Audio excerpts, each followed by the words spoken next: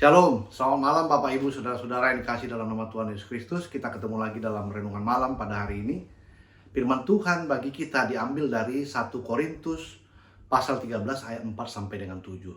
Sebelum kita mendengarkan firman Tuhan dan membaca, kita berdoa untuk meminta pertolongan Tuhan. Terima kasih Allah Bapa di surga. Pada malam hari ini kami akan mendengarkan sebagian dari firman Tuhan dari 1 Korintus 13 ayat 4 sampai 7. Kuatkan iman kami, buka mata hati kami Tuhan, supaya firman Tuhan bisa masuk dalam jiwa kami dan iman kami semakin dikuatkan. Di dalam nama anak-Mu Tuhan Yesus Kristus dan Roh Kudus yang menyertai kami ucapkan terima kasih dan mengucap syukur. Amin. Bapak Ibu Saudara-saudara yang terkasih, inilah firman Tuhan bagi kita pada malam hari ini. 1 Korintus 13 ayat 4 sampai dengan 7. Kasih itu sabar, kasih itu baik hati, ia tidak cemburu, ia tidak memenggahkan diri dan tidak sombong. Ia tidak melakukan yang tidak sopan dan tidak mencari keuntungan diri sendiri. Ia tidak pemarah dan tidak menyimpan kesalahan orang lain. Ia tidak bersukacita karena ketidakadilan, tetapi karena kebenaran. Ia menahan segala sesuatu, percaya segala sesuatu, mengharapkan segala sesuatu, sabar menanggung segala sesuatu. Sampai sedemikian jauh firman Tuhan. Renungan malam pada hari ini kami beri judul, Yesus Kristus adalah sumber kasih. Bapak Ibu Saudara-saudara yang dikasihi Tuhan Yesus Kristus. Perikop Alkitab bagi kita pada malam hari ini merupakan sebuah perikop di dalam perjanjian baru, di dalam 1 Korintus, mengenai kasih. Saya pikir hampir semua kita yang mengaku kepada Tuhan Yesus Kristus sebagai Juru Selamat pernah mendengar, dan saya yakin bahkan kita banyak yang sudah berulang kali membaca firman Tuhan ini. Namun, renungan pada malam hari ini saya ingin membawa kita kepada sebuah pemahaman kasih dari sudut pandang keimanan seorang Paulus. Saya memberikan tema untuk kita karena memang sesungguhnya Tuhan Yesus Kristus adalah sumber kasih.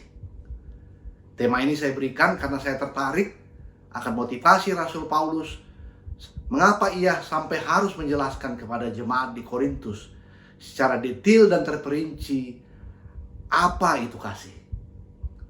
Rasul Paulus rindu agar jemaat di Korintus menjadikan kasih sebagai bagian dalam kehidupan mereka sehari-hari. Nah, Bapak Ibu Saudara-saudara terkasih dalam nama Tuhan Yesus Kristus, kita pasti masih ingat siapa sih Paulus? Sebelumnya ia bernama Saulus, seorang pemuka agama Yahudi. Sebagai seorang agamawan Yahudi, Saulus dan orang-orangnya pernah meminta surat kuasa dari Imam Agung Yahudi supaya ia diperbolehkan apabila ia menemukan orang-orang yang percaya kepada Tuhan Yesus Kristus, ia dapat langsung menangkap dan membawa orang-orang tersebut ke Yerusalem untuk diadili.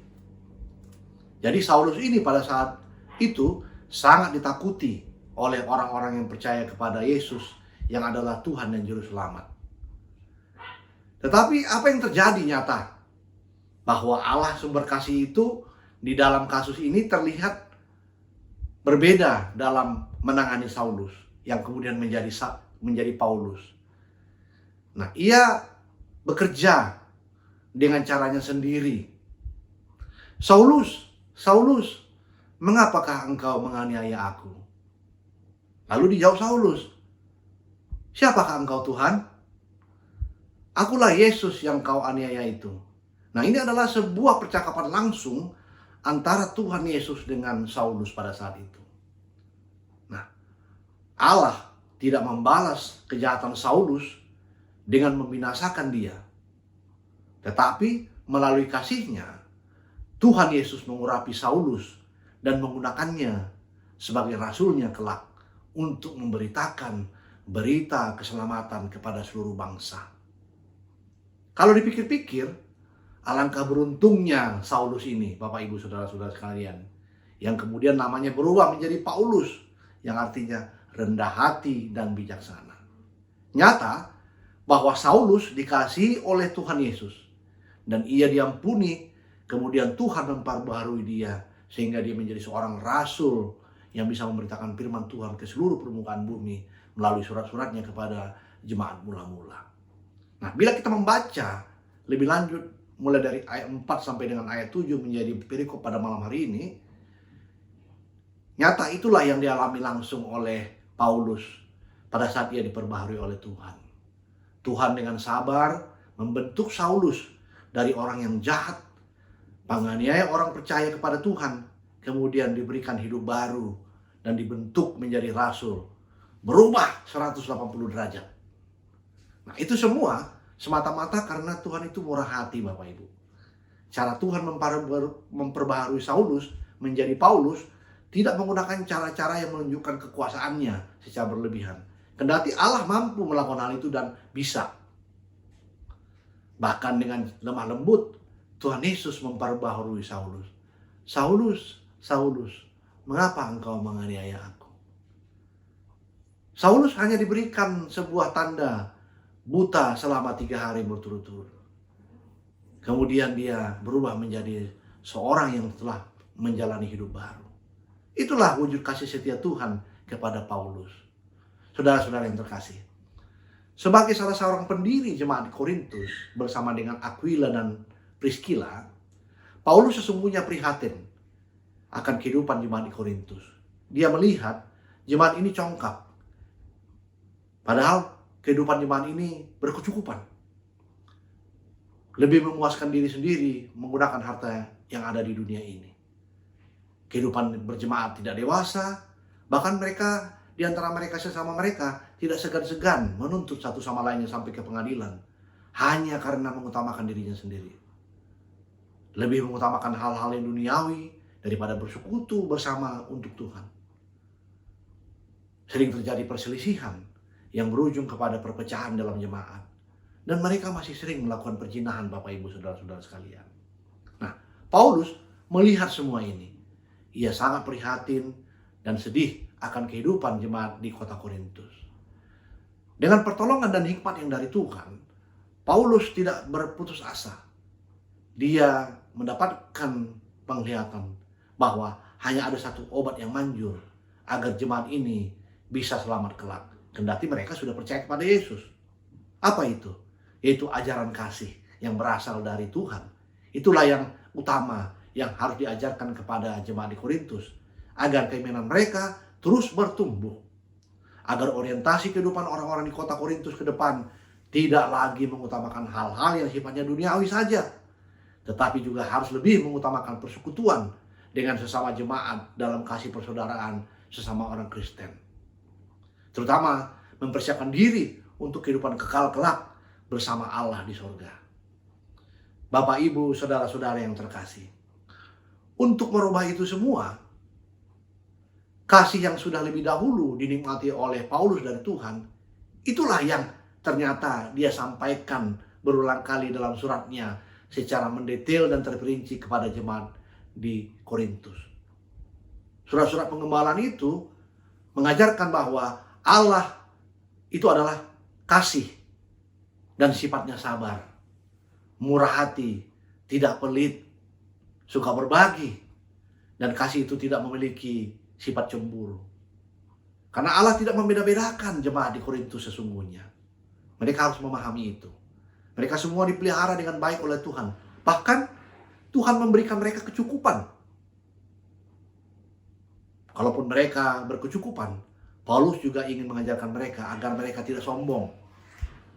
Dan mengingatkan mereka bahwa semuanya itu berasal dari Tuhan. Jadi mereka tidak perlu memegahkan diri. Sesungguhnya ucapan syukur, rasa sukacita di dalam Tuhan, memegahkan Tuhan lebih daripada diri mereka sendiri, itu jauh lebih penting dalam kehidupan jemaat di kota Korintus. Seperti yang diinginkan oleh Rasul Paulus. Nah, apabila jemaat di Korintus mengutamakan kasih dalam hidup sebagai orang percaya, maka dengan sendirinya sopan santun, sikap menghargai sesama jemaat tetap akan terjalin dengan baik. Keinginan untuk mencari keuntungan untuk diri sendiri akan hilang dengan sendirinya. Karena sudah menganggap jemaat-jemaat yang lain adalah sesama jemaat Tuhan dan bersaudara dan harus saling mengasihi. Nah, adanya kasih di dalam hati jemaat Korintus akan menjauhkan mereka dari pikiran dendam, bahkan memunculkan perasaan memaafkan satu sama lainnya. Tidak mudah emosi, bahkan marah. Kasih akan menghilangkan kecenderungan untuk mencelakai orang lain, berubah menjadi lebih perhatian satu sama lainnya, terutama dalam mencukupi kehidupan. Sebenarnya semuanya inilah yang dijalankan oleh Rasul Paulus pada saat dia bersurat kepada 5 jemaat mula-mula. Nah, Yesus Kristus itu sabar. Dan oleh karena kasih itu bersumber dari Allah, maka kasih itu juga sabar. Kasih yang diberikan oleh Tuhan Yesus Kristus berbeda dengan kasih yang berasal dari dunia ini. Kenapa? Kasih yang diberikan oleh Tuhan berbungkuskan sebuah pengharapan. Saya ulangi, kasih yang berasal dari Tuhan Yesus Kristus adalah kasih yang berbungkuskan sebuah pengharapan, yaitu pengharapan akan keselamatan kelak di dalam nama anaknya Tuhan Yesus Kristus yang adalah juru selamat bagi kita umat manusia. Tidak ada Allah lain seperti Dia yang membawa kita orang-orang yang percaya nanti ikut masuk ke dalam surga kekal bersama Allah bersemayam di surga dengan Anak dan Roh Kudus. Di dalam kasih itu ada pengharapan, sebagaimana yang sudah saya ungkapkan tadi. Inilah yang membedakan kasih sejati yang berasal dari Tuhan Yesus, sebagaimana yang telah diterima juga oleh Paulus, sehingga ia diperbaharui Tuhan. Karena Tuhan tidak ingin Paulus jatuh ke dalam kebinasaan neraka kekal, tetapi masuk ke surga. Demikian pula dengan orang-orang Korintus. Dan kita saat ini, Paulus mengharapkan hal yang sama terjadi pada saat kita juga. Dengan demikian, kepercayaan mereka dan kita kepada Tuhan Yesus Kristus tidak akan menjadi sia-sia, Bapak, Ibu, dan saudara-saudara sekalian. Dan kita akan terselamatkan dari kasih itu sendiri. Apalah gunanya jemaat di Korintus menyatakan bahwa mereka adalah orang-orang yang percaya bahwa Yesus Kristus adalah juru selamat, sementara dalam keseharian mereka hidup penuh dengan hal-hal yang tidak bersifat mengasihi sesama manusia. Tidak ada tercermin dalam kehidupan mereka. Yaitu sama saja dengan kesia-siaan.